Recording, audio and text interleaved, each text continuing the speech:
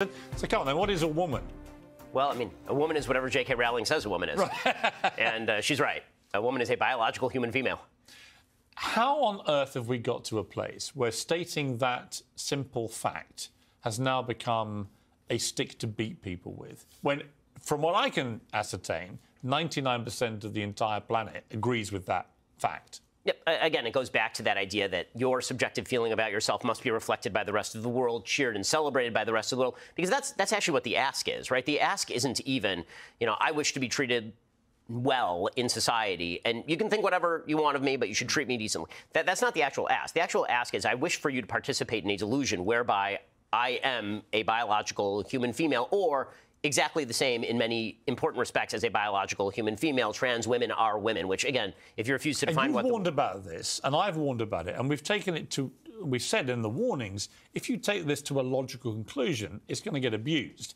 And we had a stark example of this in Scotland several weeks ago with this rapist, Adam Graham, who, at his trial, having raped 2 women with his penis, and let's be graphic about it. Her penis. Well, this is the point. Yeah. He then turned up as Isla Bryson and said, I'm now a woman. So that's him before. And then he comes along as Isla Bryson there. And the game plan, according to his ex-wife, is, well, he just wants to get into a women's prison, which is obviously what his game plan was. And he got into one, put into a women's prison where there are women there who are vulnerable to attacks from people like him.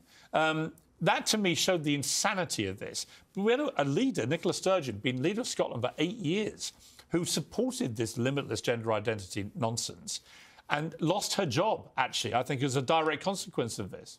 Yep. I mean, let's see what she said, and I'll play it to you.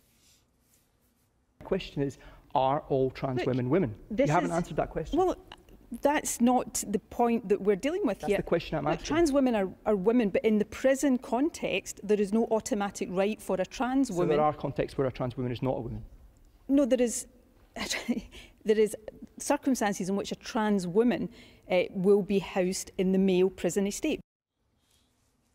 I think that interview cost her job, because when I watched that, it went on for about 50 seconds. It was jaw-dropping, because actually her ideology about this was just cruelly exposed as being completely ridiculous. Well, it's an emperor's new clothes kind of thing. And again, when that happens to politicians who are supposed to supposedly traffic in fact, it makes it very difficult for them. And so when you take a completely logically unsustainable position, like trans women are women, but some of those women are going to be housed with the men, which is what she does in that clip, everybody can see how ridiculous it is. And it exposes the ideology for what it is, which is baseless and nonsense and extraordinarily negative. Because again, if you undermine societal perceptions of truth, we're supposed to be living in this terrible time of misinformation and disinformation. I can't think of anything worse in terms of misinformation than the idea that a biological man is in fact a female. And when you see what's happening in sport, it's even more absurd, where you see 6'3" swimmers, formerly male swimmers, dominating the women's sport. And you think, well, where does this leave women's sport? If you just allow this to continue,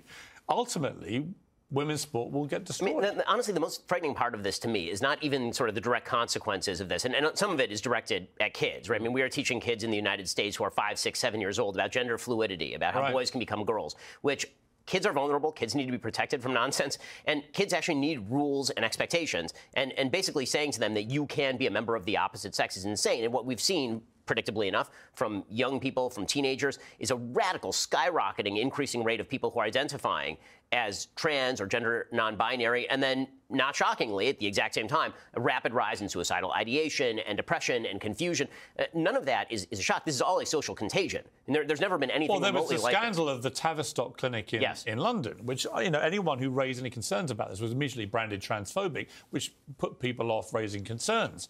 But it turned out 97% of the young kids that were sent there for this gender reassignment turned out to have other issues, from autism to depression to 97%. And what they really needed was an adult to be adult about this and say, well, before we irrevocably change your body and cut you to pieces, we're actually going to have a proper conversation about these other issues you've got, right? Exactly. But again, I think this is part of a broader attack on the notion of truth, and an attack on institutions is really what it is in the end. Because the question is, why is it so important to teach kids who are 5, 6, 7 years old about being gender non-binary or trans? again, there is an actual condition called gender dysphoria or gender identity disorder, and some people suffer from it. It's a very small percentage of the population. It is not 30, 40%, 20%, 10%, 5% of the population, but it does exist, obviously, and those people are suffering, and we should try to find ways to help them, whether that is in the medical context with regard to therapy or whether we're talking about, just families treating them well. But that is not the same thing as indoctrinating entire generations of people and forcing all of society to go along with it. I mean, this is the real issue. Right. You're asking all of society to tell a lie in the name of sensitivity. Well, once you've done that with any issue, you can do that with pretty much every issue. Well, we saw it with the ridiculous farce of the Roald Dahl books, all having this sensitivity reading, removing hundreds and hundreds of words and phrases from this iconic author. He's sold 300 million books. Suddenly they're rewriting this stuff, and some of the rewrites were so completely ridiculous. One where tractors are referred to as black, they had to change that because somehow you can't have a black tractor. Well, what if the tractor's black? One of the real problems here is that the modern context cannot understand why kids would read Roald Dahl. That really is the major issue. Right. So I read Roald Dahl to my kids. I just got through, I think, pretty much his entire corpus with my 6-year-old. And they're extraordinary books. Kids love it. Of course. Because the books are mean.